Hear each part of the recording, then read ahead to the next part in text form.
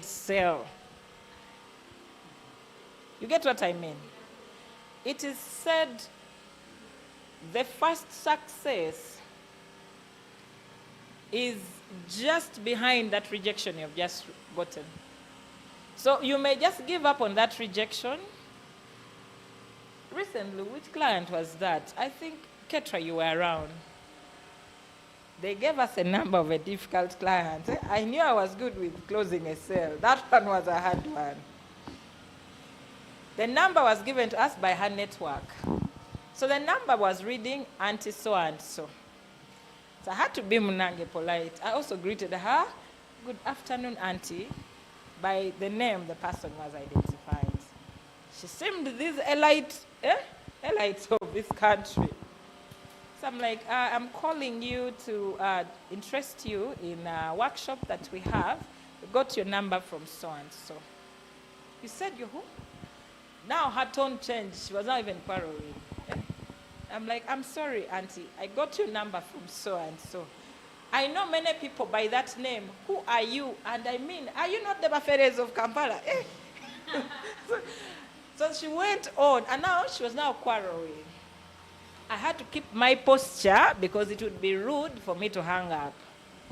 So I left her still screaming all over the space. Now, to show that she was angry, she even said, I can't hear you properly, let me call you back. She dropped off the call, now called me on another number. It was that serious. She's not intending to buy, meanwhile, she's just intending to quarrel. So I'm like, now that she has even called back, I could tell she was the one because the call came immediately and it was now MTN, but the digits were the same. So I left the call to end, then I called back. So when I called her back, I greeted her again. Yes, ma'am, I missed your call. No, I'm the one you talked to. I'm like, wow, this is serious. She was not about to stay calm anytime. So she's like, now you tell me, who are you? What do you do? What's your name? I don't understand. We buy people we know. And I'm like, yes, ma'am, I understand. So when she said, tell me who you are, I said, now, this is the time to tell this woman everything Precision Hub is. You get it? That's what I did. So because the business part, I could tell from the way she was speaking, she must be someone in the professional field. Now she's getting irritated by me talking business. So I told her, I am the CEO of Precision Hub Consult. Who are we? So I started, we're a program management consultancy firm. Among the things we do, we support agencies in grants proposal writing, totally different from what I was trying to sell here.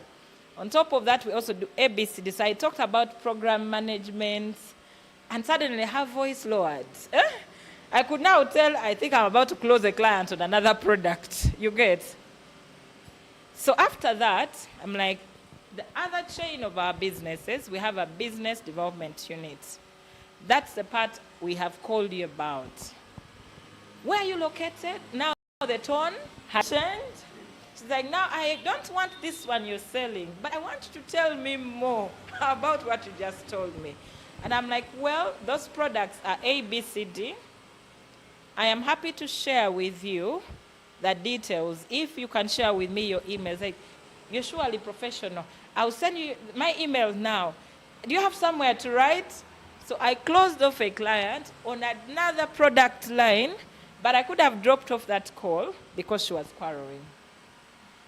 She actually visited yesterday to just confirm, because for her, how come she has not seen us and her organization is on this road?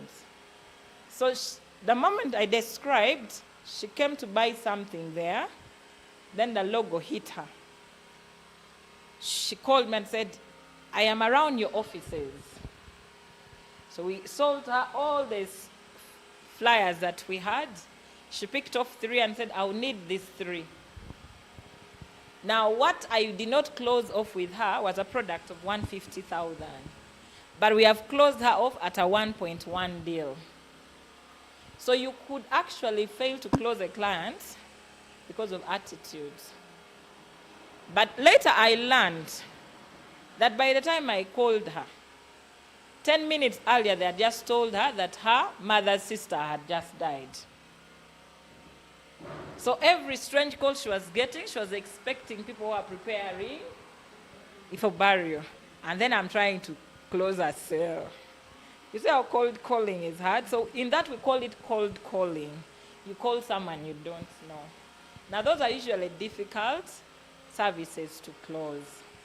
Now I want us to go back to Jessica's targets of 500 people and ask ourselves, Jessica has 500 clients, but she sells, I think, peanut and then ginat for sauce.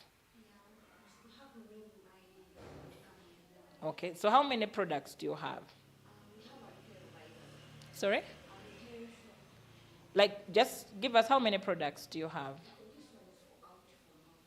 We want to use it for example, just for illustration purposes. How many products do you have as a company? 15. So let's assume that from the 15 product chains, and you're selling to 15 people per week. Is this per product? No, this one is for the other. For only this one. So let's assume from a 15 product line,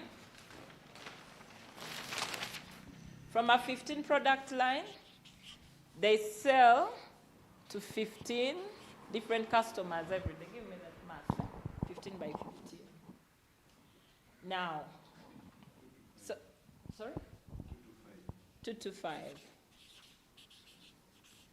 Now, in marketing, yeah, if you want to do effective marketing for your products, so we're going to use this, and I'm also going to ask Vicky to just tell us, without giving us the numbers, how many people do you sell to on a good month? How many people do you sell to? About 150. That's a good month. So let's have 150 here and have 225 here. So let's assume June, these were the sales, yeah? What do you want to see change in the next month, yeah? Behind each one of us, there's someone who enjoys the products that we use. This then becomes the role of Jessica and Vicky to say, how many sales do I want to make in July? For each of these people, my friend with the calculator, for each of these people, do a times 5. 225 by 5, another one compute 150 by 5. So this becomes your July target. 1,185, and then this one.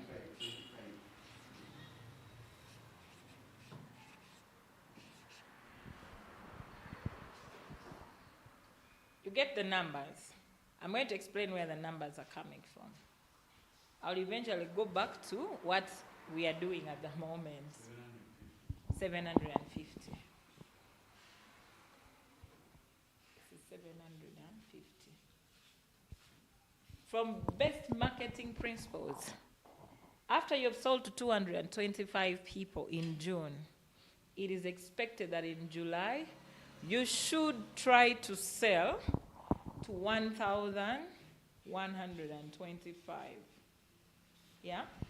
Now, it is also said that out of 120, for every batch of people you talk to about your product, your success blueprint will be 30% most of the time. Give us this 30% of 1,125.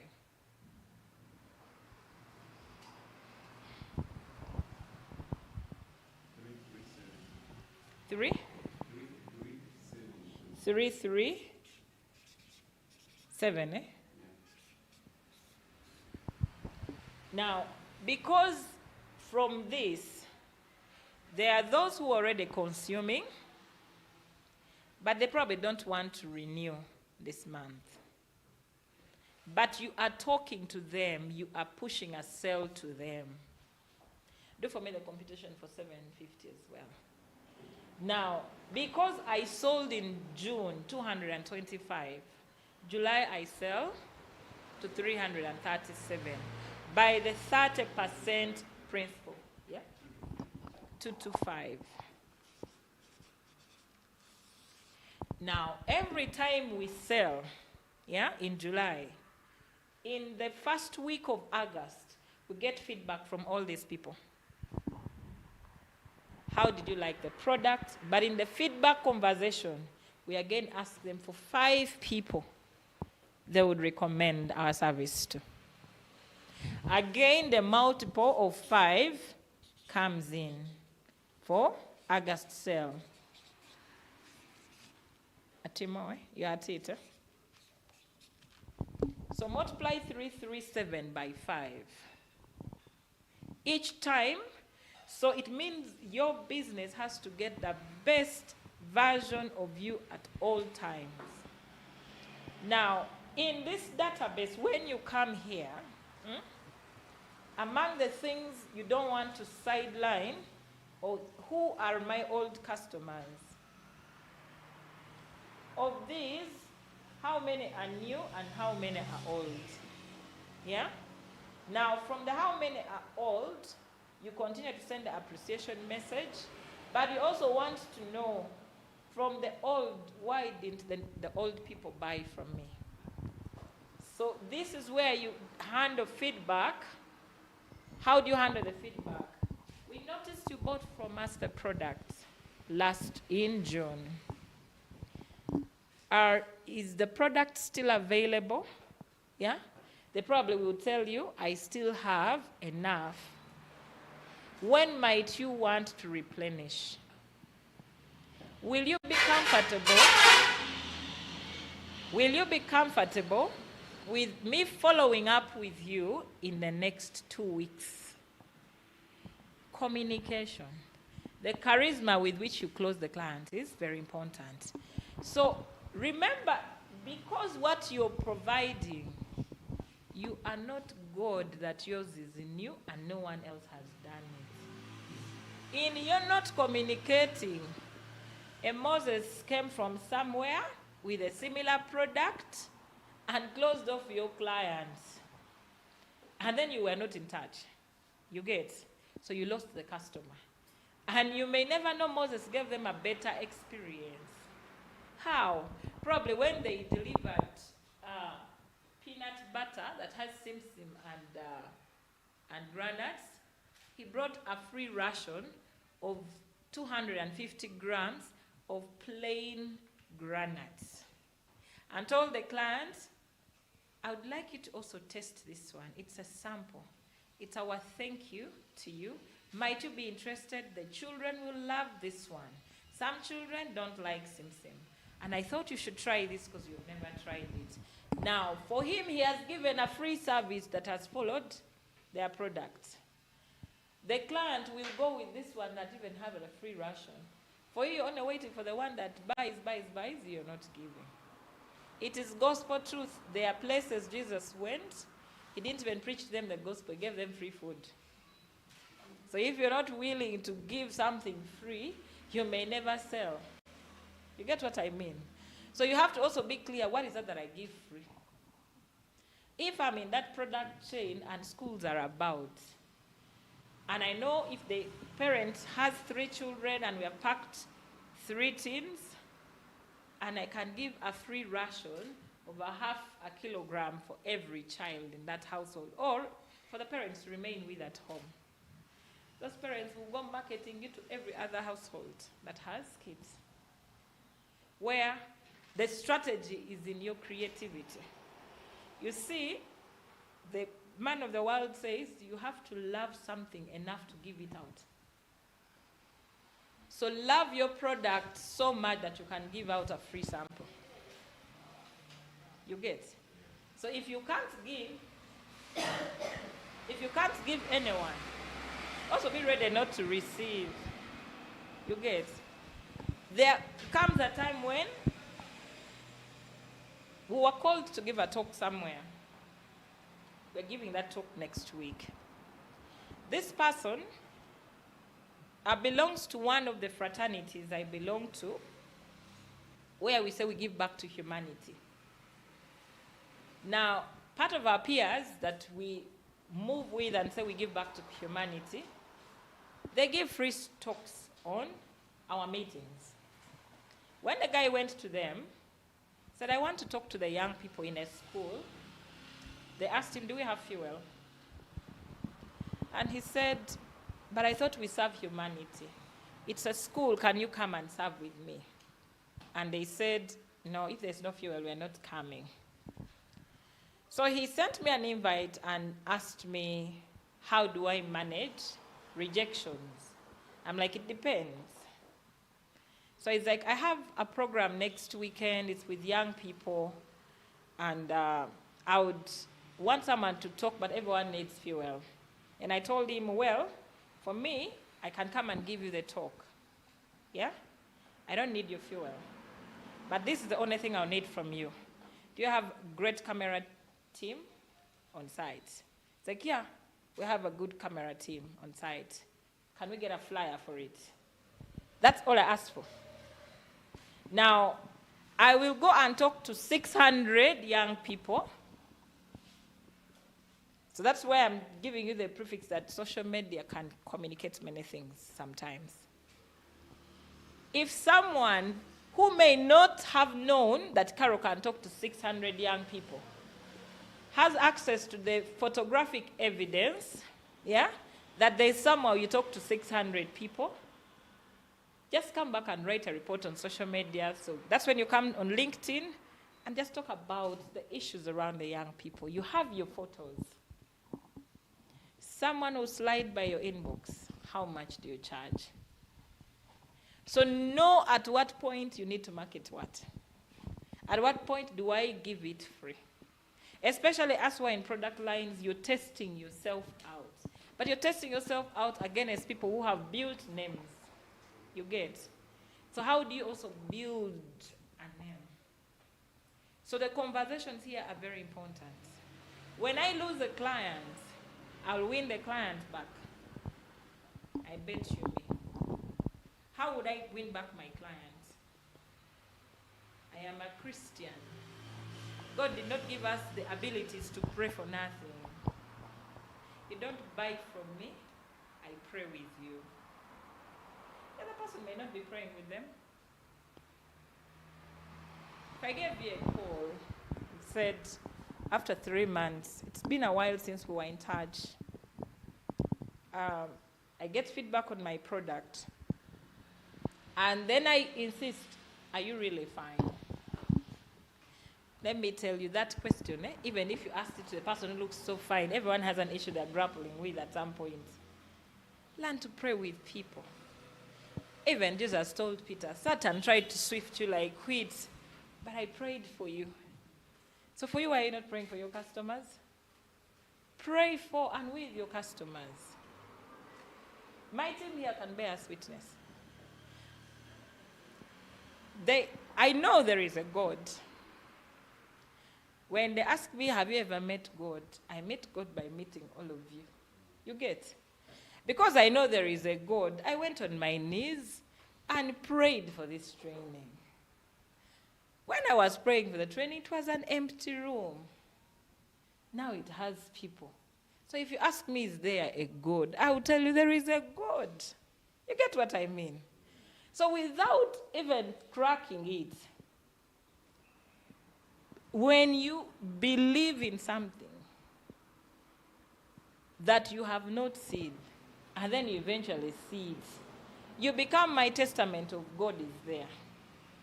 Now what about the product you see? Why don't you believe in it? When I had just started marketing, to do this work, I would be so afraid of doing the work. I'll look for the one who is better than me. You get what I mean? Then I give out the business. Did that work for me at that time? Absolutely, yes. How? May I come and close off Vicky? Yes? But I'm the one on the front line. So I'll be on, don't disappoint me, my customer, and all that. I'll even be on site. I'm the one on the front line. And that's what people in Kampala are doing. 70%, over 70% of the decoration companies in Kampala, they are not the decorators. That's why many decorations go wrong. The pictures you see are different from the service provider. The guys who usually sit back end doing the work, that is where the owner of the business is. The one that sold to you is not the owner of the business. In the morning, well, we still supplied food as the catering team, but the food came from Owino. Yeah, you get what I mean? Though ours was because it was a design error. But now that's the typical Uganda we live in. That's why they don't pay you 100% until you deliver, because experience has taught people that the service provider may never show up, or they're even never there. We were at a wedding with Alan in Monyonyo. The decorator pitched a good deal, but for small money. Why? Because they were not the decorator. To reach deliver on what was in the pictures, they could not because they didn't have all the tools. It is time for the Bagole to come in. The front space where the Bagole should sit is even not ready. The flowers are not enough. They're asking them, but the photos you showed us, but the money was little. They were not the ones who did the work before, so they didn't know the cost that needed to go in. Now those lessons we learn, and then we do better. Me, I'm interested here. Why are we stuck on 250 if we are really selling 250? Why are we stuck on 150? We are comfortable. Stop being comfortable. I want you to imagine when you work for someone, because all of us have worked for someone or worked for someone at some point. The pressure those people will give you. Why don't you exert that pressure on yourself? You are your own employee, so why are you not putting yourself on pressure? The other side, they will tell you timeline. You will work up to 2 a.m. to beat that timeline. When it is your timeline, you sleep. Why? Are you being fair? Are you being honest? Or you're being a liar? And we also know that liars are only a seed of someone whose name starts with the letter of the alphabet. So you're a liar or you're just the seed of, which would still be the same. The more you lie to yourself about your business, you will close it. You will close it. Now, by personality type, I'm a choleric.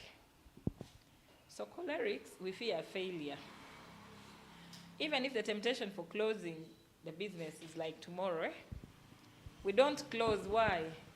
The only thing we fear people saying about us, how do they hear we failed? Now, the other personality types don't fear failure. For them, they will close at the first instance. But for us, we think, everyone here used to do this. If they hear I closed, that's a sign I failed. So that keeps us going. We keep grinding because of that. Now, if I can borrow you anything from cholerics, let me lend you that. Hate failure. As soon as you start something, in your mind, don't even have a construct that Wechigana will walk out of it. No. When you start, stay to shine. Look at the success print 10 years from now. Every time it looks difficult, say, what will it look like 10 years from now? So imagine yourself driving your dream cars, owning structure for your businesses in that time. That should be motivation enough for you to keep going. And that takes me back to why. What is your why? If your why is a plate of food, that why is too small to keep you going. Because if your why is a plate of food, you can play the victim before Good Samaritans in church and they'll buy you a plate of food. You don't need to sell. Your why has to be big enough to keep you going. If I told you my why of why I do Precision Hub up to now, is to be in every continent of the world. Every continent. So the fact that I'm just in Africa, my why is not yet even 10%. Because even Africa yet don't have it. And yet, in my Bible, when I read somewhere, in Psalms 2:1, says, ask me of the nations, and I'll give them unto you as your inheritance, and the ends of the earth as your possession. So why shouldn't I ask him for the nations? He has already told me, and his word is actually always true. So why are you not asking for the nations? These are your nations. Why are you not claiming them? The only thing you pray about is when you're in trouble. Why are you not? This should be trouble enough for you to pray, because your dream is not yet there. Until, let me use Vicky's product to reference it to the Matchbox company. You get? Tell me of a household that does not use a matchbox. Let me move from a matchbox. Tell me of a household that doesn't know Coca-Cola. You think Coca-Cola didn't start like you and I? You think they started from being everywhere? But if you've read the story of the guy of Coca-Cola, his dream was to be known in every household around the world. Are they believers like you and I? Everyone now, when they have doctored products, beverages, they want to liken it to Coca-Cola. But the guy had a dream of being in every household. And the reason I like competition, growing up, we all knew Blue Band to be that yellow margarine. I was in utter shock to start seeing peanut butter being written on Blue Band. You get? Competition even made it worse. Chocolate spread found itself from South Africa in Uganda. Blue Band produced chocolate spread. It's the same company. But why did it take them that long? Competition.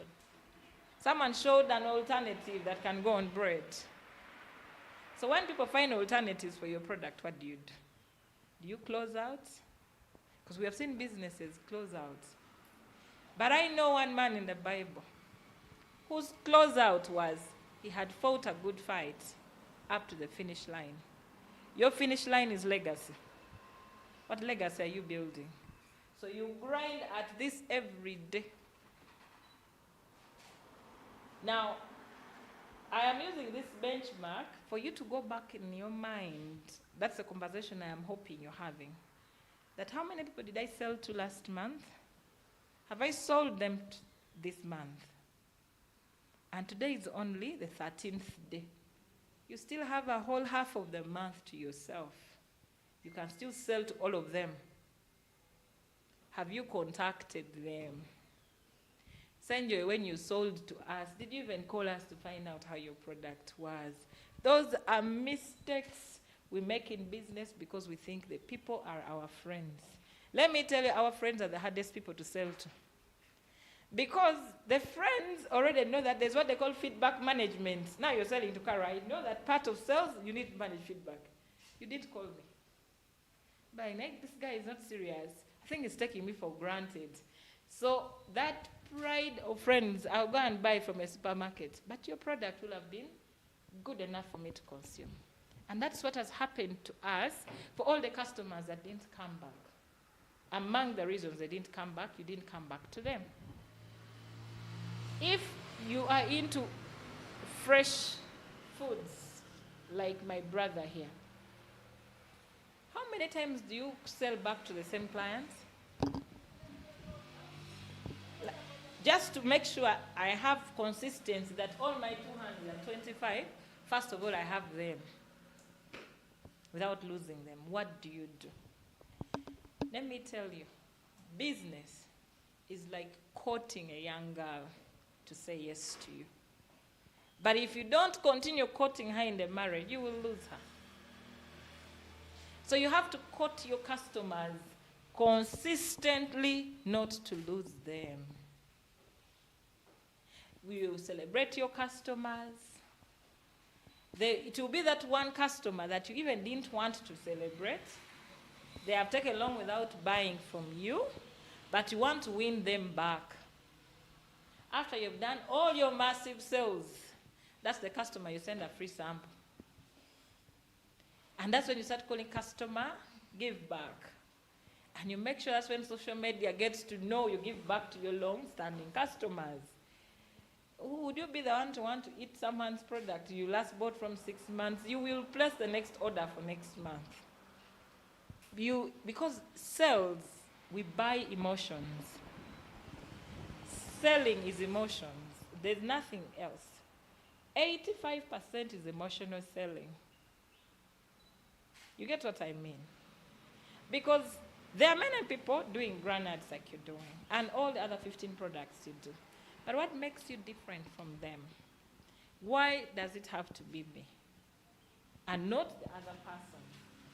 I say this because we are all Christians in this room. We have mastered only one script. If I pray, it's done. Prayer alone, my dear, will not put food on your table. We shouldn't turn God into a magician. And that's what many believers have done. So we are fighting with a vision, but we are not moving to where the vision is. It's what I said earlier, that God is there looking at Senjoy with a series of tea beverages, looking at Senjoy with a tea outlet where people just drive by and pick a drink. Senjoy is here with his 2 pieces, but the vision is there. He's excited to tell the world about the vision. Don't tell us about the vision. For us, we want to see the products. So start moving from where you are, go where God is. And we go where God is by selling every day. Every day sell something. Every day sell something. You will close someone. Now the numbers that have worked for us, this is our experience for both product and services. For every 20 people you talk to, you might just sell to 1. For every 20 people. It's actually documented in the profit first principle that I shared about earlier, that over 100 people that you come to talk to about a product, 15% will be willing to buy from you immediately. Those are emotional people. Whatever they see they like, they buy. 15% will. And that's the 15% when they're the right customers. Another 15% are willing to buy, but in the future. That's where we get the 30% from. You get what I mean? 60% care less about what you're telling them. They have enough troubles to even think about what you're telling them.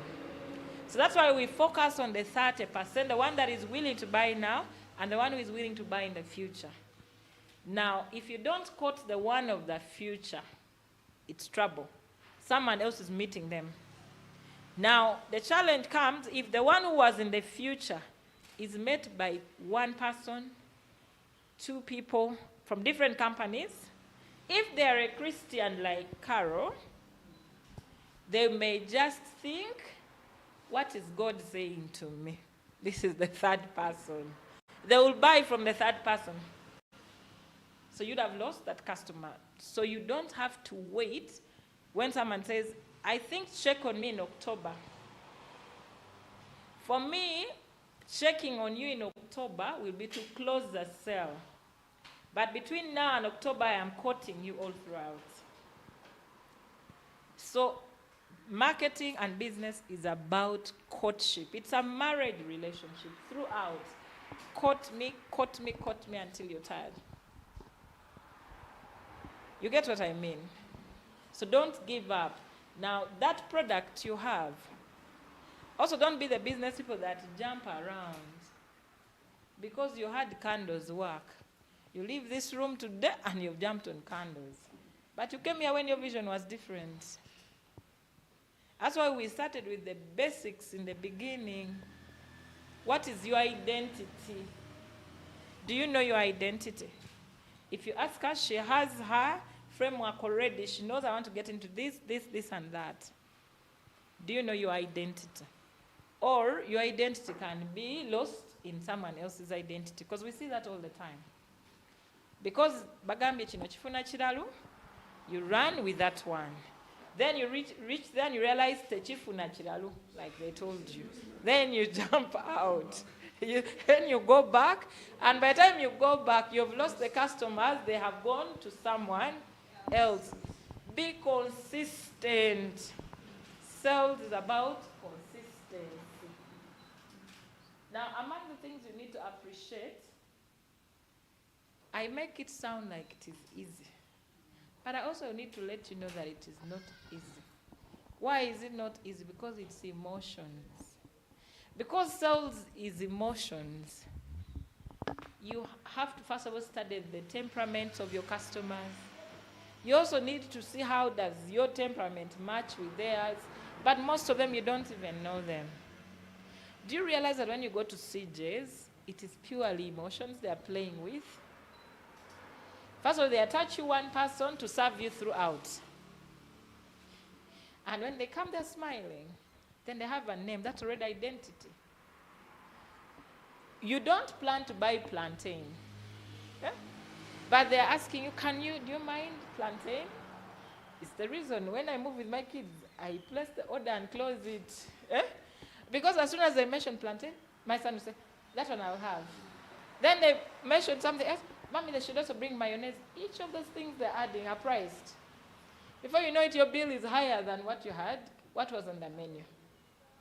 Now, for you, when they order one product, you don't ask, might you also care to take this? The lady I referenced who does a clothing line, you'll order for one dress. Yeah? She'll send like 15 that she has. Now, the fact that they've sent you all, you're going to try all. Eh? And because sales is emotions, they look nice, you will buy. Don't send one. I mean, you've sent the boda guy is already there. And besides, the boda guy is going to be paid and is coming back on site. Send all your products. They will come back if they don't take them. Trust me, an extra product will be taken. Don't go with only one item. That's how you increase your sales. And that's why we said don't have only one product line. Have a number of items that you can sell. Are we together? I hope we are going to sell better in the next 5 months.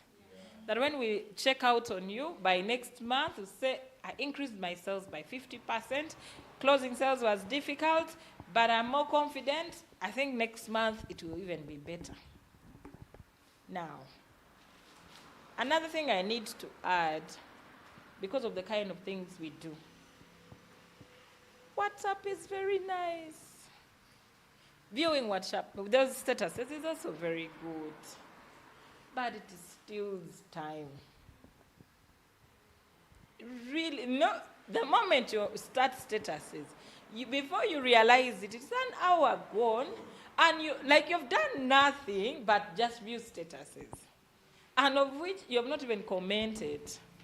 And now it will be worse for those of us who have a tendency of building unpopular friends. Eh? That's when you go on the status, then you notice they posted something. Then you go and view, and the status wants to try to communicate like they were talking about you. Then you mess up your own emotions in the process. Eh? You see, they are so mad. They've even posted about me. They have not even mentioned your name, but the message wants to resemble. It's even worse when they quote scripture. This one, they quoted it for me. You get what I mean? So if you want sanity in the markets, please control status engagements. I post it there to sell. Get out after you're done. Why are you even visiting? How many have viewed? Because sometimes you're visiting how many have viewed, then you realize your friends have viewed and did not comment. Then also that alone annoys you. You get, They don't care about me.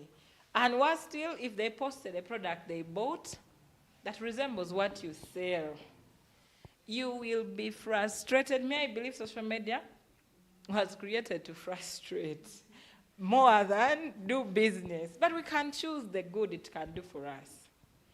If you can redeem that 1 hour you use for WhatsApp, yeah, and use it to sell, my friends, you'll be somewhere. On my team, I've studied the strength of everyone. There are those, they're happy in their cocoon, they will do nice things. But I know they're supposed to step out someday and go and lead. So if they don't start now talking to people, who will be in trouble. So those ones, you assign them the hard tasks of where they need to talk to people, where you're also part of. They have no choice because it's an accountability. They get better by that day. I know one of them is now getting annoyed, wondering, that's why I was given that task. And they're actually doing a good job, because after they posted, part of the feedback I got from our critical stakeholder said, I'm impressed. That lady hardly talks. So she's the one managing that profile. Like, yeah, she's the one managing the profile. Like, yeah, that was wisdom. I'm like, okay. So that's feedback. So you see, just one person posting, it sent people to come and peep. What is she saying? Because they know she never posts. You get? And for me, the fact that our critical stakeholders on that platform, all of them commented about that one person commenting, that's a strategy I can't stop now. So it means after graduating from a group that has 100-something people, we graduated to a group that has 500, and she just has to keep talking and talking and talking. You see, the more you talk about something, the confidence. You build confidence. The more you talk about this water, you start making people feel like it's a natural juice. The more you talk about it. But when you don't say anything about it, you compare it to another product. You just need to talk about you. Because if today you just talked about the shape, and the other day you talked about the branding, then the other day you talked about the graphics, and name it, it becomes unique. It starts making beauty, having beauty in your face. So what do you talk about your product? Do you talk about it once a week? Once a month? You see, I know of business people. They're in business.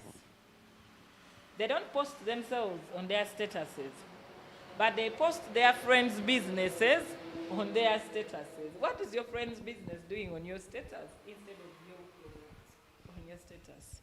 You haven't met them. Me, I've met them. You haven't. We live in different worlds. I am happy.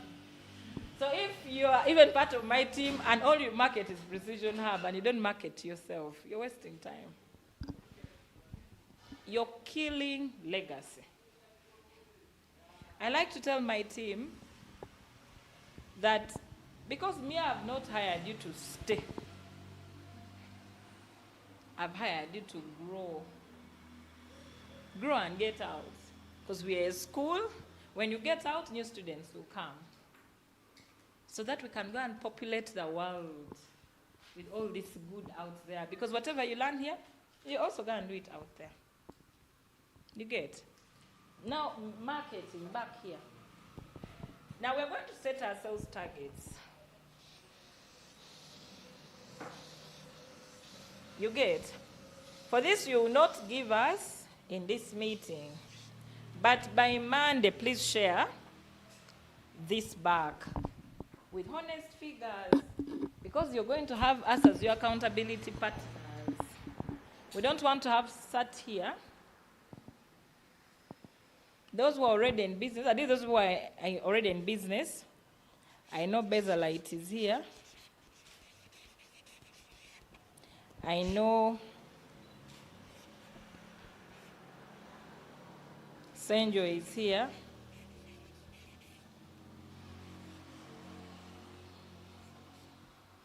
I know Jessica course, there is another name.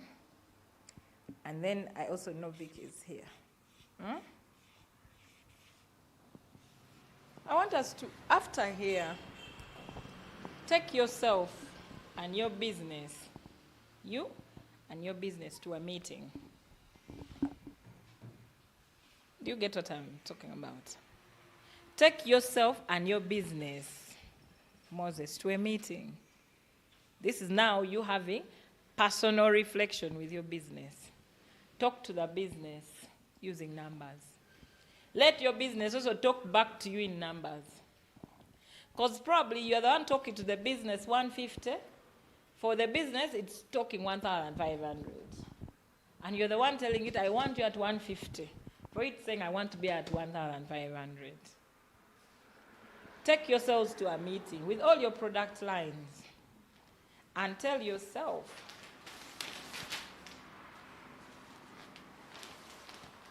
how do I sell you? That business has ears.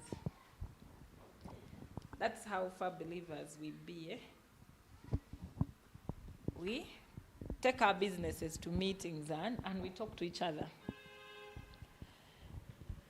It will tell you in August, this is what I want to do. Not for you, for the legacy it is supposed to build. It's until you take yourself out of the business and you become a partner in the business, can the business start talking to you. It will tell you what it wants to do in September. It will tell you what it wants to do in October, in November, in December. Now, the reason why we're picking this half of the year, for each of our products, there's what they call peak seasons. If I deal in products like the one that Vicky does, when I take myself to a meeting, I need to have thought through Christmas, what do I want to sell? And how many and to who? This is where you want to partner with agencies that do gift hampers. The marketing for gift hampers starts now. This is where I want to get into gift hampers. Now, gift hampers may require partnerships. Yeah?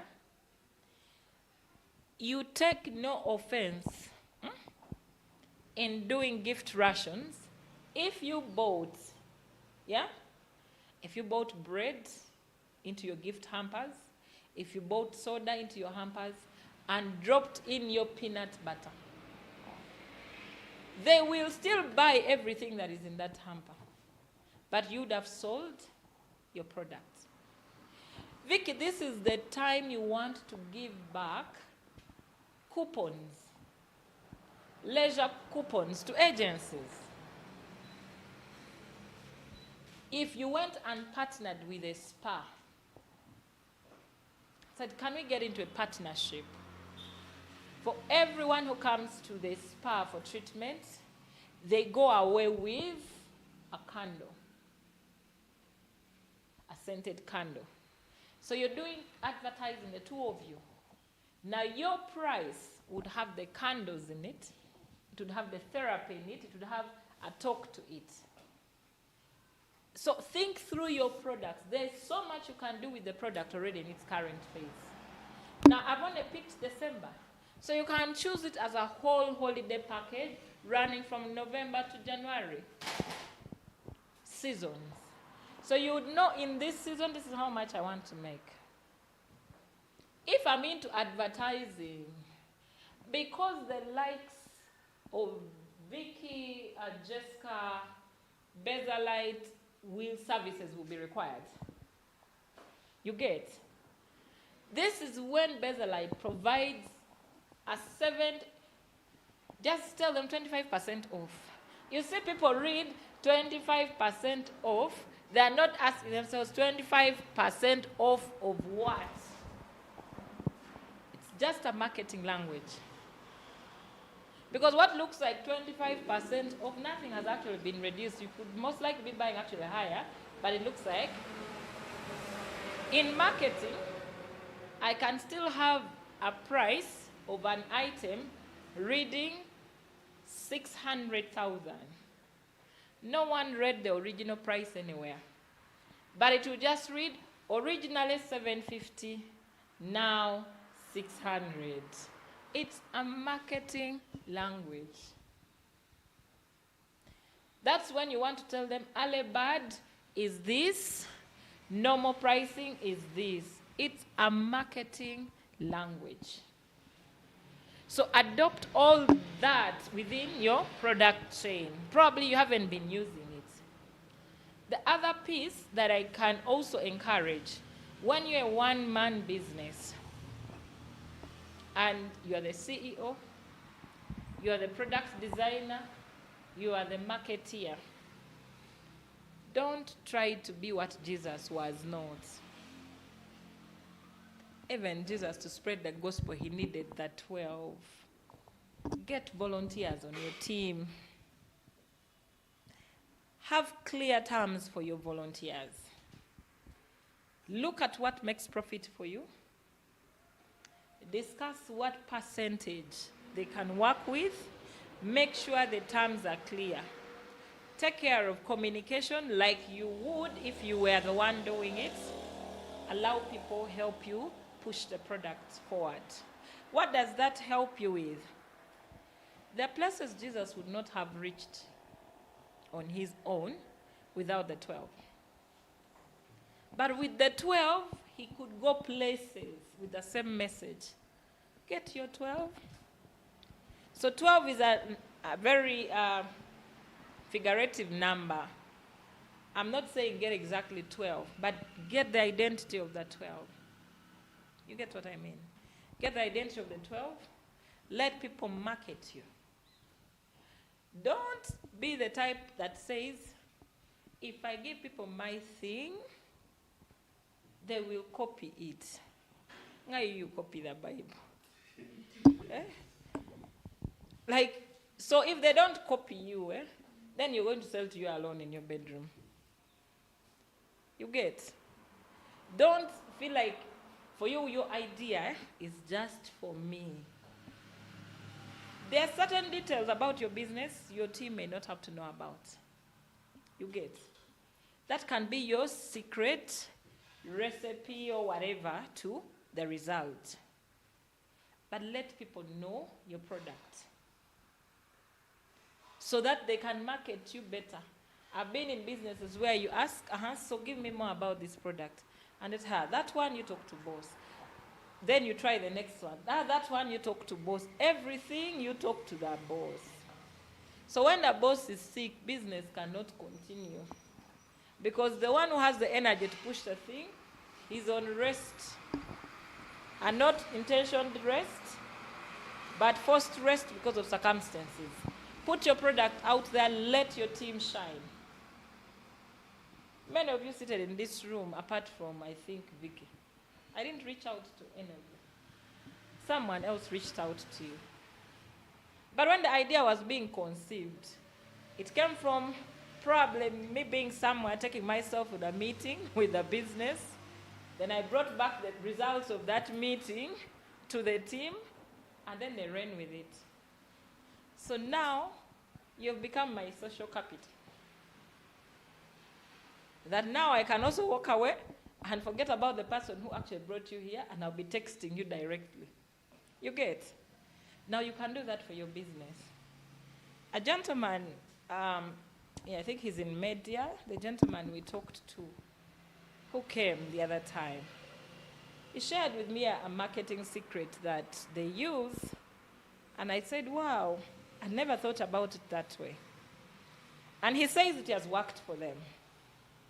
He said how they use casuals or volunteers is this. They get you, they give you back 50% of the profit. Now, the reason why he said he gives back 50% of the profit is because you sold for him his product. Now you're his database. After that, he's the one in conversation with you. He will not be, the other person who sold will not be remembered on that chain. So it is now his role to sustain you, so he pays you well on the other side. So because of that, he has sold more, because not everyone gives 50% of the profit. And I said, oh wow, every day there is someone crafting out of brilliance. And he has one of the fastest growing stationery chains in the city. Now, the strategy that may work for Carol may not be the one that will work for you. But I also like to tell people, while we say dream big in your business, be a planner.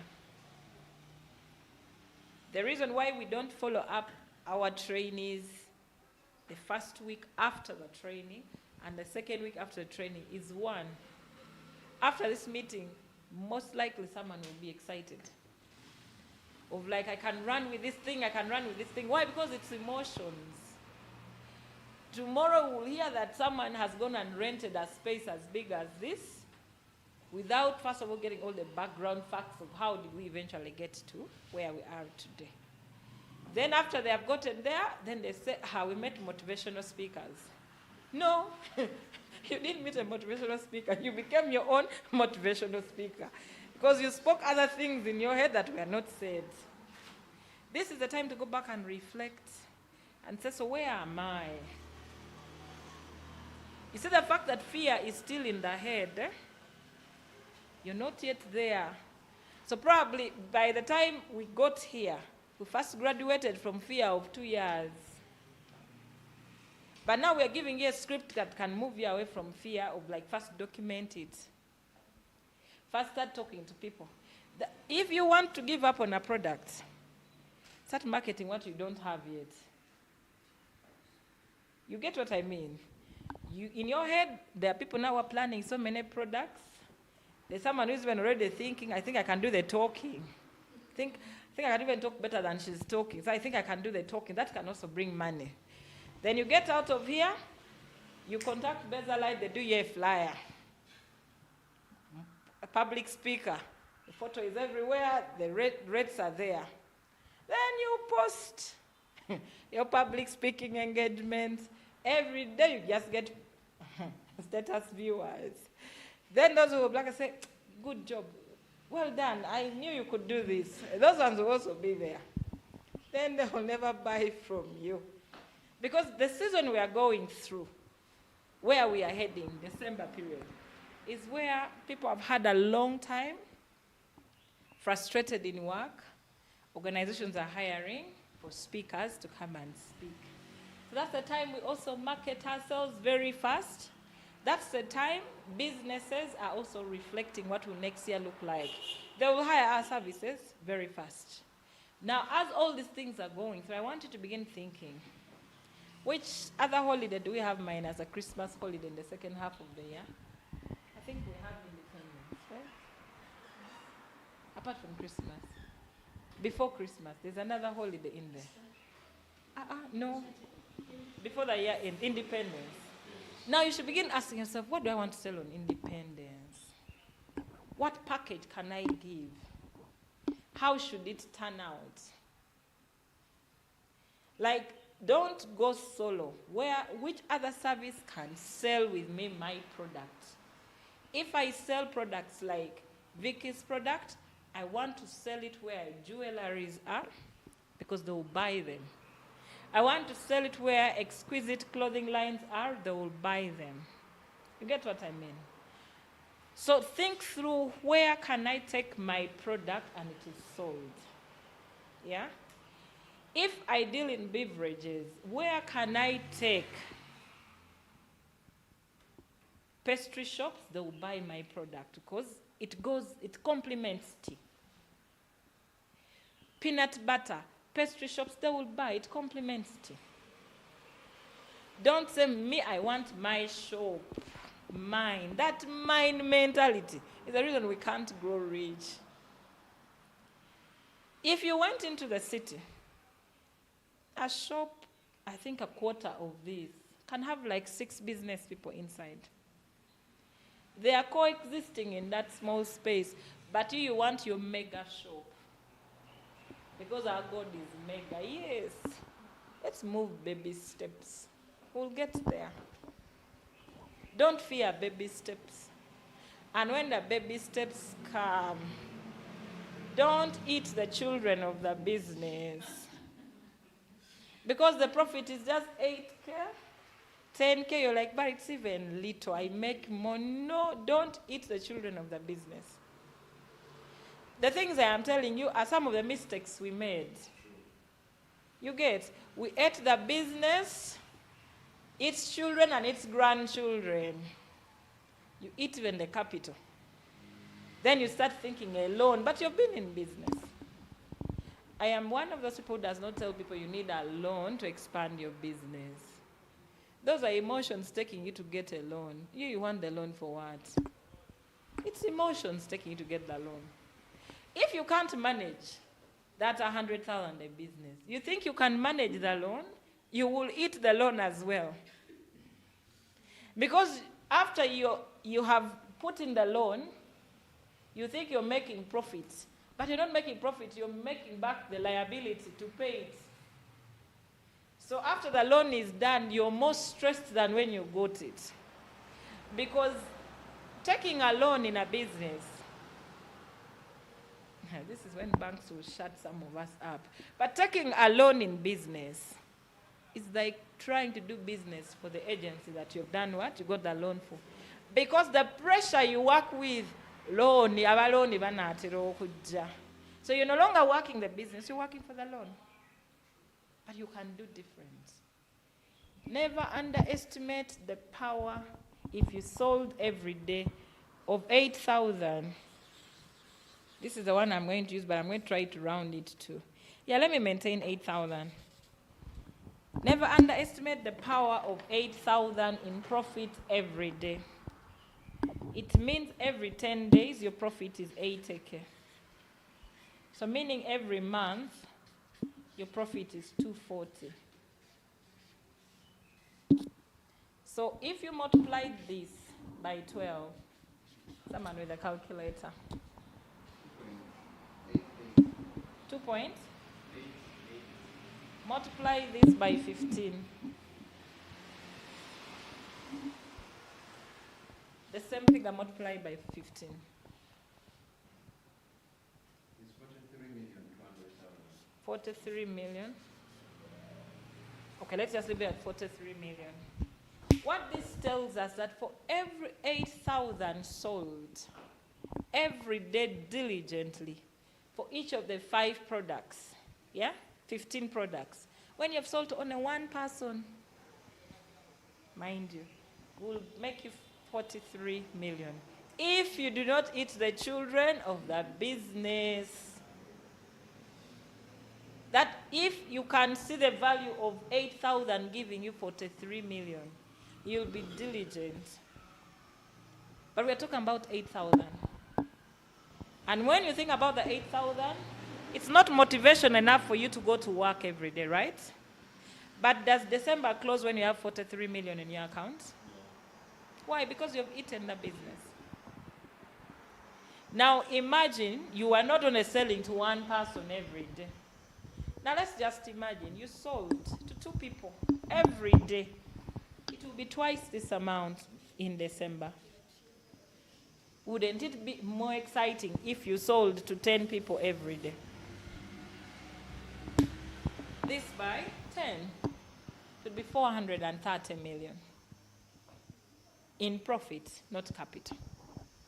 Wouldn't this open another business chain with 8,000? $2. And yet, it is said, statistics has it that an average Ugandan, 50% are around $1 a day, and the rest below. Now that's your money. That's your money. Now to sell to 10 people every day, you just need 3 lazy sales executives. By lazy, I mean lazy to every word of it. Like they are lazy enough to just sell to one person. And yet you've given them a percentage that for every one person you sell to, I give you 50% of my profit. If you use the other person's model, it means these people, in their laziness, they make you half of this amount every year, each of them. You get, in their laziness, they'll make you half of this every year. If you have 10 of them, you will still sleep comfortably and business is shining, but you're having a lazy team. But now you want to turn them into rock star salespeople, where systems are now built. So we are going to allow ourselves to pretend like we're the lazy salespeople. Lazy enough to own a sale for me to 3 people every day, Vicky. Like every day. 3 people. I trust enough that in your database, from those who already buy from you, they will buy. So when we talk about this is why I've given this preamble. What do we call every day? Every business has a different meaning of every day. There is every day that is actually every day, which is daily. There is a product of every day, which is weekly. There is a product of every day that is monthly. There is a product of every day that is quarterly. There's a product that is biannual. There is a product whose every day is annual. So we're going to share with you these templates so that you're able to define, yeah?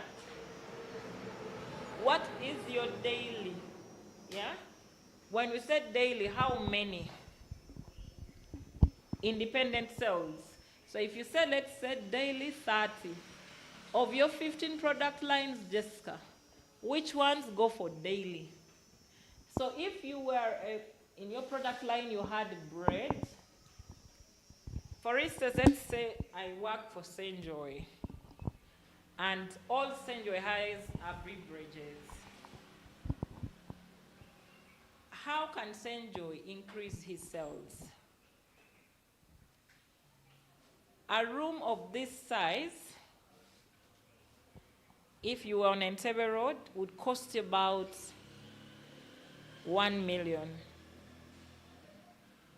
If Senjoy could sit 4 tables of this size, for people to just come and take tea. You get what I mean? How many people would Senjoy sell off his tea to? You get what I mean? Now, on that same spot, Senjoy doesn't have to be the one making bread. You will partner with the bakeries, they give you bread. So where there is bread, tea will move. He doesn't have to be the one making granuts. He just needs to partner with Jessica to deliver the granuts. All Senjoy is selling is his tea. You see, I was telling people, a mystery I learned about the first miracle Jesus performed. It humbled me. I'm writing a business script out of that miracle of water into wine. I'm writing a business script out of it. This is what I learned. That the Jesus, me I know, and I don't know if you also have the same Jesus, but the one me I have adds value to my product. Because in my history, I used to take my wines in my history before now. But I know that if Moses is the supplier of water, a jerrycan of water, market price in my community here is how much? 500. If it's very expensive, it is 1,000. It is said they filled drums. A drum needs about 6 jerrycans of water, 5 to 6 jerrycans. But this man called Jesus, he turned all those drums. I want you to draw a picture of a winery somewhere. How much wine goes into a bottle? It is not your jerrycan full. But by the time you buy that wine, if you buy Bailey's, it's 120,000. But the water that has gone in that drum is less than 3,000.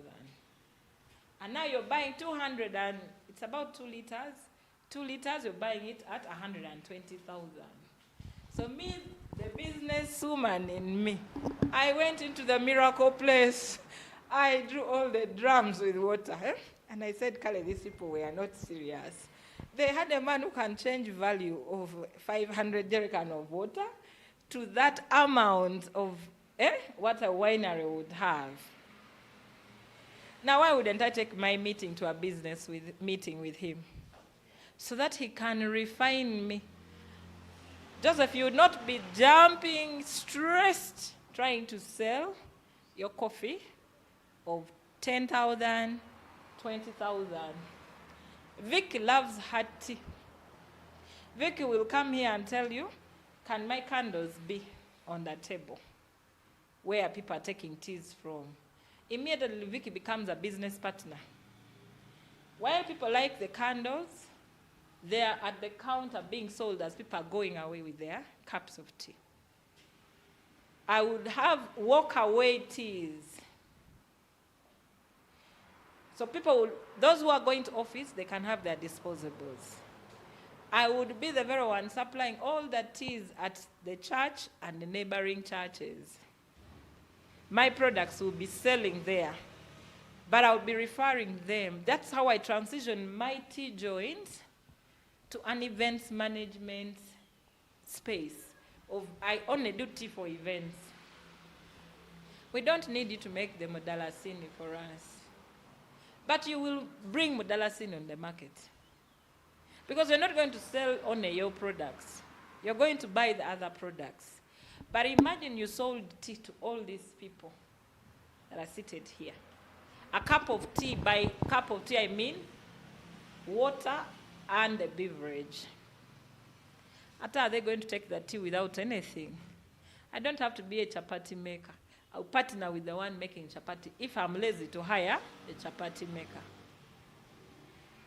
The chapati person is doing business, I'm also doing business. So because I'm doing business with a chapati person, they have to have a percentage that contributes to my rent. So you don't need so much capital to start. The first capital you need is your brain and then your social capital. And run. Like the one who says no to you is your next motivation to go to the next. Actually, the client that says no, ask them now that you're not buying. Can I know your reasons for not buying? It's part of the marketing script we'll go through in August. Ask them, why are they not buying? They'll tell you, maybe I don't have the money. So do you really like the product? And you'd buy if you had the money? They would most likely tell you yes. Can I believe God with you? That you'll get the money soon. But as we're believing God, do you mind giving me contacts of 5 people in your network that I can reach out to? Pack that one for later. There are in the other 15% that would buy from you, but they are not yet decided. The more people talk to them. Now what you do, that number, if you have a marketing team, you give it to the marketing team. They will call them 3 weeks later. They're still talking about the same product. The more some people buy from us to get rid of us. But after their plan to get rid of us fails, and they have bought, then they like us. Then they come back to us. You get, those ones are also there. So play the mind game, because like we said, selling is emotions. Mistakes in marketing I have seen. When we are selling to our friends, we tell them all the trouble we go through in the business. My dear, the other one is a customer. They are not supposed to know your issues. That's when you tell them all the family issues you have. That's not the time. You're spilling too much of your beans. You're putting the dirt out. Your purpose there is to sell. Differentiate the friendship from the selling process. No one cares about your problems because for them, all they're seeing, you're taking money from them. So you're now telling, you want them to also play the role of a psychologist in your space? No, they're not the counselor at that time. Sell and go. Sell and go, manage the rest later. And stay happy throughout. In part of the marketing script that we talk about, it costs you nothing to smile. But also smile where it is worth it. Depends on the product you're selling. You may smile in the wrong place when the product didn't really require you to smile. But close it off. The most important thing for you to do is close. Now, if I want to make this money that we talked about, I'm interested in the 43 million that came from 8,000. Because for me, if you give me 43 million, and I only want to have one sales executive to make me this money, and in December you can give me the guarantee that I have this money from 8,000. Moses, me, I have arrived. Like in my head, my issues, because in my head, I don't have a product that gives me profit of 8,000. So already I'm looking at the success print from what if they are selling what I have. I'm already seeing my $2 million script fitted properly in this narrative by the end of the year. Now, I also want you to have that crazy number.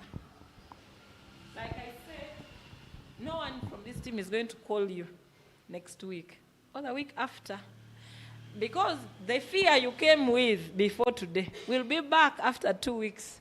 That's when we shall come back to you. Monday, you're still in this, they said it is workable, it's doable. So we have to allow fear to come back. Your default setting has to come back. And you said, now can we move? Now, what is our role in all that? You need a push factor. Someone that pushes you.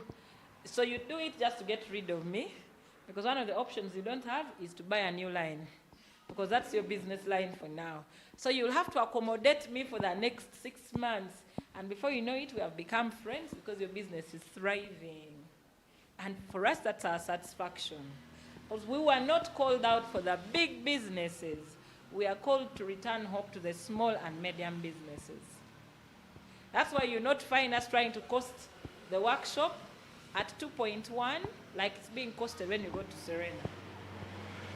And they'll still talk to you either to the same measure or even less.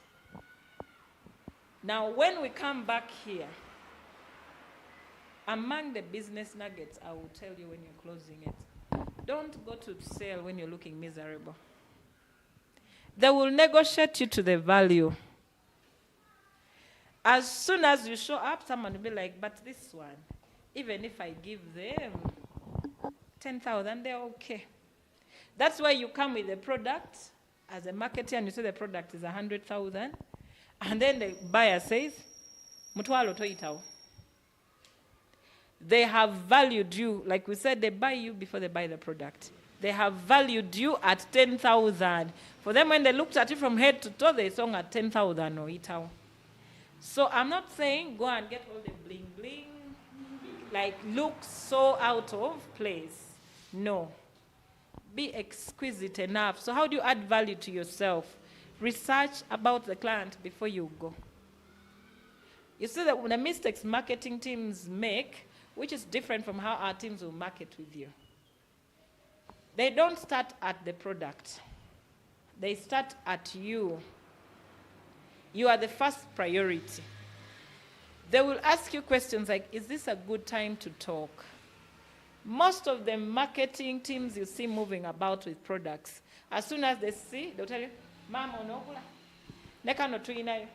Like, be different from those ones.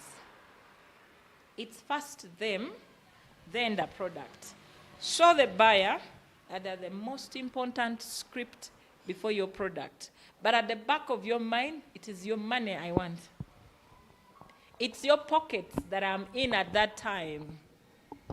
I am not here. All the rest you're seeing is I'm managing the emotions. But after, It's your wallet. I'm actually counting from your wallet already. I am not even thinking that you don't have it. The fact that you're listening to me, you have it. You may not have it now, but you're in my 15% that has it, and you will buy. Like I said, call them. Moses, call. Don't even be afraid to say, I've called this person 5 times and they're not picking. Call. And I will not change numbers to call you. I'll still call you on the same number. Don't switch the contact and say, maybe it's one they will pick. No. Use the same number. Call, text, WhatsApp. Call. Some they'll pick up and shout at you. It's okay. It's their communication. And still don't hang up. Allow them scream. Don't hang up, because when you hang up, it's a scripture thing. Silence is golden. So I like to talk about silence in many things. You can sell in silence without even talking, and you're sold. If I come to you today, I've greeted you, you respond. Then I send you a flyer. Then you don't respond. It's okay. I will come back again. I'll greet you for another phase. I'll bring a new flyer. You don't respond. Then I'll pick a phone call. Does my flyer bother you? They'll most likely say yes. I feel bothered.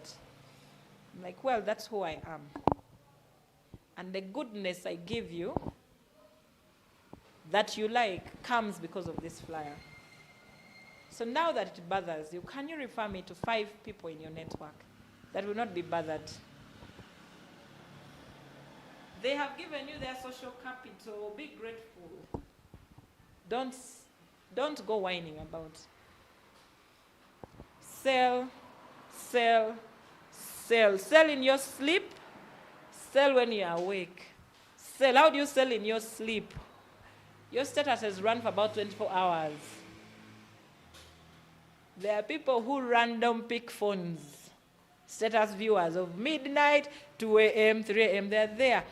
Post that last status update at 11:30 before you get off social media.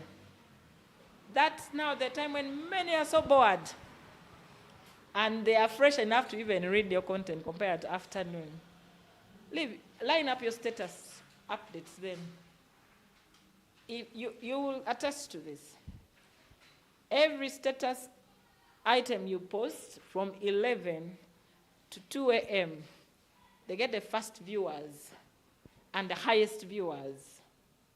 Why? Between the wake-up time up to 8, everyone is on their statuses viewing something, some are on the road going to work, so they are bored, everyone is seeing something. The one you post at 2 in the afternoon has the least viewers. So you have to study the peak time of what do I advertise where and how. Now, probably the last one, and I'll take questions. People don't buy groups. Let me emphasize that. Whoever crafted the mystery and told people market on groups was only setting us up for a trap. However big the group is, we sell to relationships. Be in the group, go to their inbox. Belong to the group as your business directory. Go to their inbox. Don't say, I don't know them. Then why are you on that group? Because most of us belong to the groups where we only know the admins. You're not trying to sell to the admins. If you are trying to sell to the admins, you already have their contacts. Then exit the group. They are taking up your bandwidth for nothing. And again, some of us belong to too many groups, and we don't know why we are there. If you don't know why you're in the group, exit the group. It's not serving the purpose for which you're there. I have a philosophy: if I can't sell to you, and I can't sell to your networks, and we belong to the same group, then I'm in the wrong group. I may be the one who is lost, or you're the one who is lost. But clearly the lost one is me who is failing to sell. So why is it that people don't buy groups? If you're in a food product and you're in a group and you can't sell to at least 20 members of a group that has over 100 people, there is a problem. 20. Because all these people here, when they go back, they're buying food items. Why are they not buying from you? Like, why are they not buying from you? And they're driving to another butcher and buying meat from there. Why not you? Sell, sell, sell until you feel like you're selling air. Sell. Like, sell with the last drop of blood in you, like I said. Because every day we are selling. Every day we are selling. You see, even when you are the preacher on that pulpit, for those who are preachers, even when you climb on that pulpit, you're selling yourself. That's why after we are comparing you to the other preacher or to the other interpreter, you're selling yourself. So sell something. And that something starts with you. For the young people that have been around me, they know that I'm going to tell you, you go back and change that shirt. You go back and change that shoe. You're selling. That's what I'm buying at that time. At some time, some get angry. But eventually they got used. That as soon as they show up, I look from up to down, then up. You've sold. It means if I fail to buy your appearance, I'll not buy your products. However beautiful, however spirit-filled your product is. Because as Christians, you've learned to tell us that this that I'm giving you, it has been incubated in the presence of the Holy Spirit. My dear, who said another incubated it in here? It's all Holy Spirit filled, according to their understanding of the Holy Spirit anyway. You get what I mean? So sell and don't be timid. Don't fear like you stammer with your product. It's yours. You see, your product is, take your product to a mirror challenge. Be your product's mirror and talk to your product the way you talk to yourself in a mirror. Don't speak in future tense. God calls Abraham a father of nations before he even fathered one. Now you're telling your product, you will be. No. Your product is you dominate. You're perfect. You're amazing. What you say about your product is what people will say about your product. You get what I mean? So what are you saying about your product? What you've been saying about your product is how you sold from January to June. Sell different. You can sell differently. You can. Why I know you can is because you took the first step to start it. The most difficult thing is to start. But after you've started, there is a voice that wants you to stop. And that voice is surely not the voice from God. It's another voice. Because the other one is killing. So it's the killing voice that is speaking to you. And then you're convincing us that God has told me to stop a bit. Like sometimes I hear nuggets from believers and I'm like, wow, I think our Holy Spirit is different. Because when I read about theirs, it's different because theirs told them, you people, like even the guys in the gospel, where did you find them saying, Batugambye to umuleko amid this adversity? They persevered. So persevere in your selling, Vicky. I met a person once in one of our trainings. Her greatest problem was her employers didn't like her to advertise her products on her status, that she was wasting company time. And I told her, now that they don't want to advertise, put it as your profile picture. Now you're not putting on their status.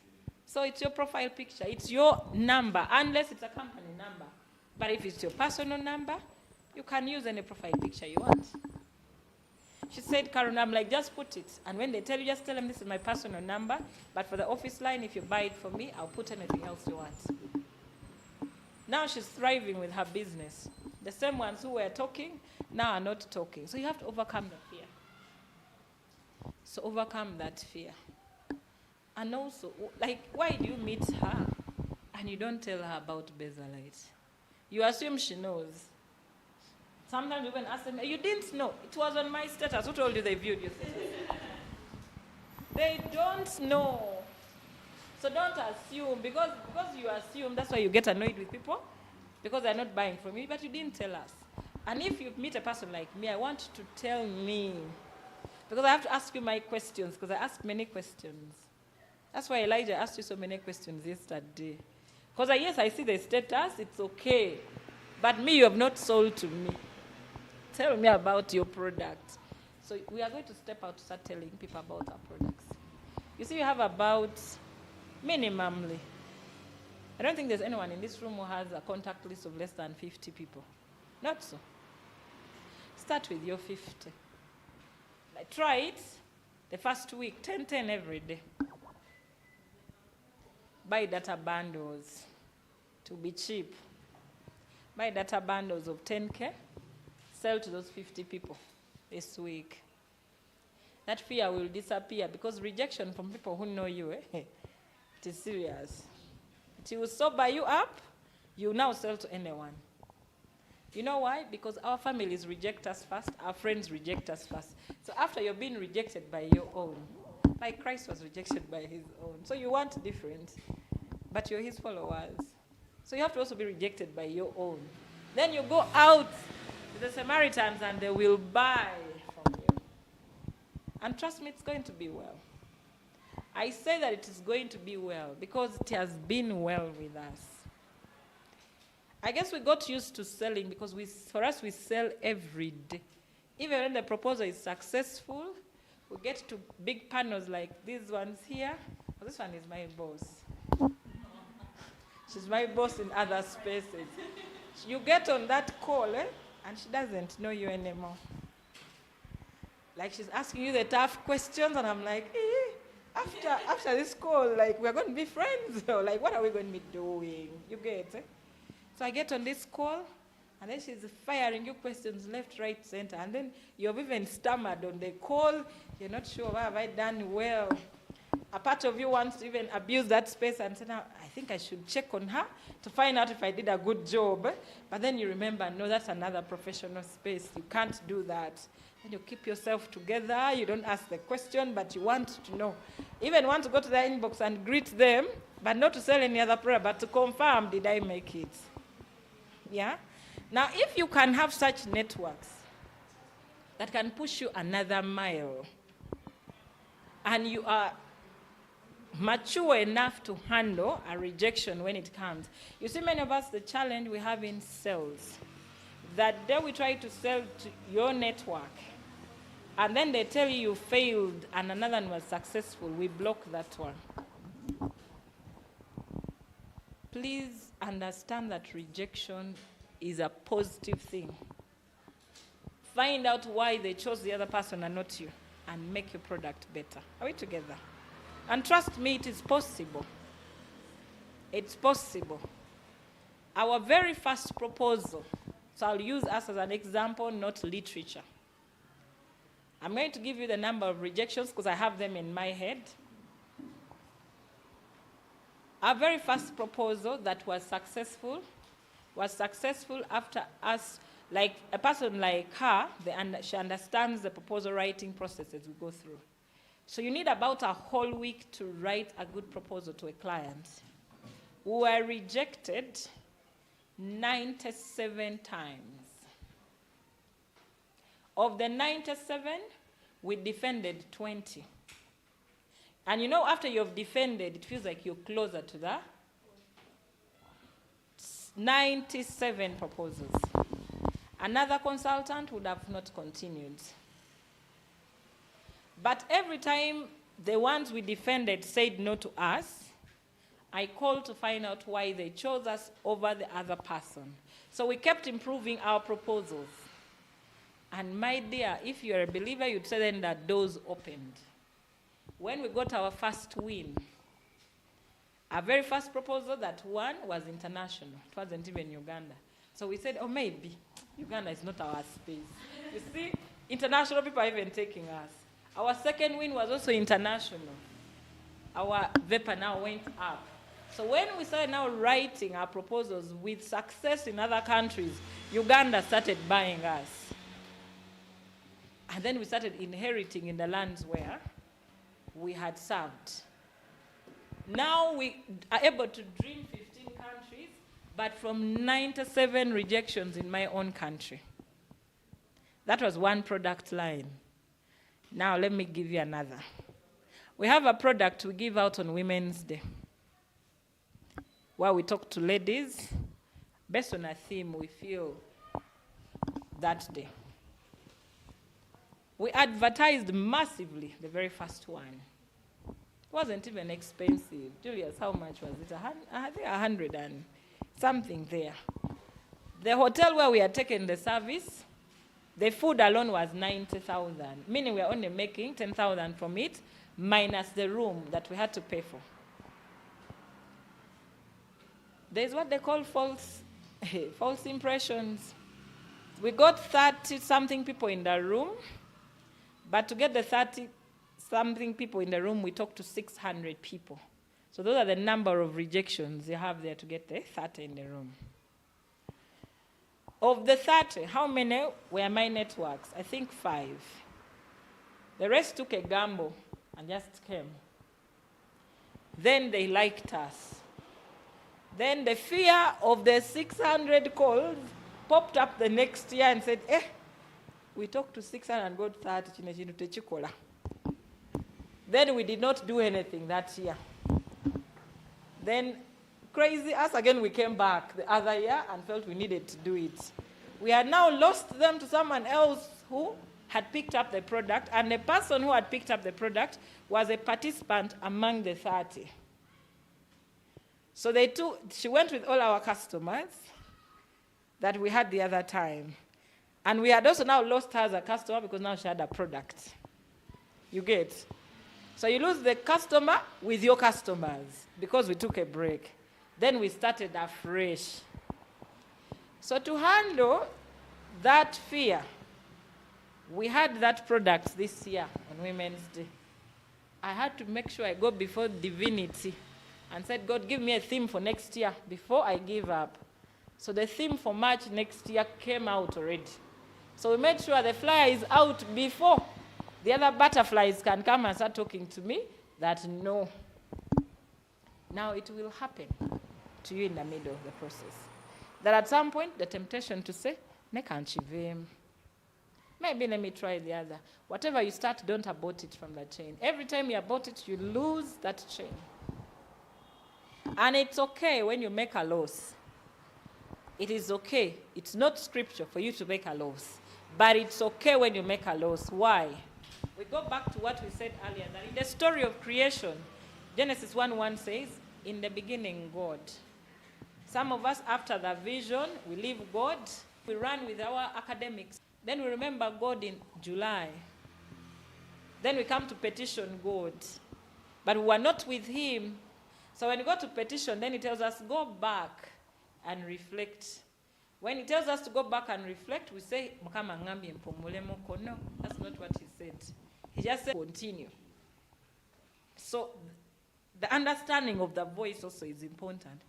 So that in your business, you don't start making God talk when he hasn't talked. Because it's with us believers, it's very... We don't do business in dreams. It is okay to have that dream.